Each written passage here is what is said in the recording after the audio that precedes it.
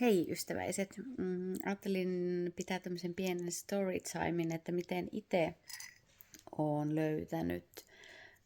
manifestoinnin pariin. Mä oon ollut yläasteella, kun mun siskon ja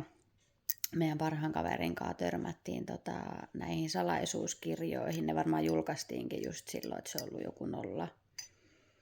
06 vuonna. Ja silloin tavallaan niinku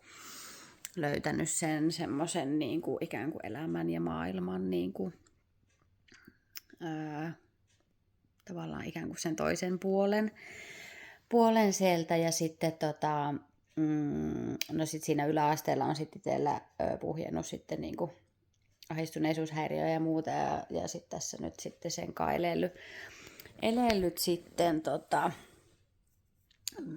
pitemmän aikaa ja tässä niinku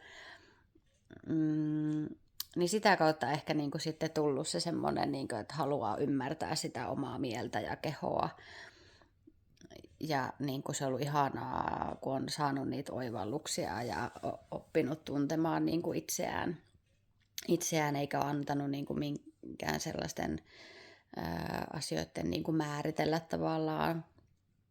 mua. Ja jotenkin sitten itsellä tosi niinku luonnostaan tulee aina semmoinen asioiden niinku, kyseenalaistaminen ja semmoinen, niinku, ja jotenkin näen niinku maailman sillai, tosi niinku isossa laajassa niinku mittakaavassa tietyllä tavalla. Niin se on ehkä ollut sitten semmoinen. Ja sitten tietenkin tässä niinku sitten, kun on niinku tullut elämän aikana sitten näitä isompia semmoisia manifestointeja, jotakin tiedostaen ja jotain tiedostamatta, mutta sitten tavallaan kun on niinku oppinut ymmärtämään sitä, miten se oma mieli toimii,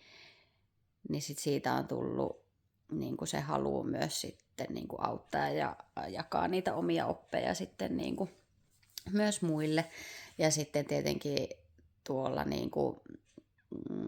myös lähtenyt sit tuolta niinku myyntipuolelta ja yrittäjäpuolelta niinku myös se niinku vähän, että no miksi toiset onnistuu ja toiset ei ja miksi tuntuu, että toisilla ihan sama mitä ne tekee, niin ne aina niinku tienaa tosi hyvin ja toisilla taas niinku kaikki takkuaa ja vaikka mitä aloittaa, niin sitten kaiken tämmöinen niinku, ikään kuin ymmärtäminen ja sitten tavallaan niin sitä kautta sit se manifestointi on niinku tullut sille itselle osaksi elämää ja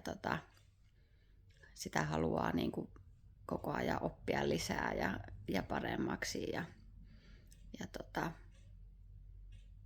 et ehkä just se tavallaan haluaa auttaa niinku ihmisiä ja löytää se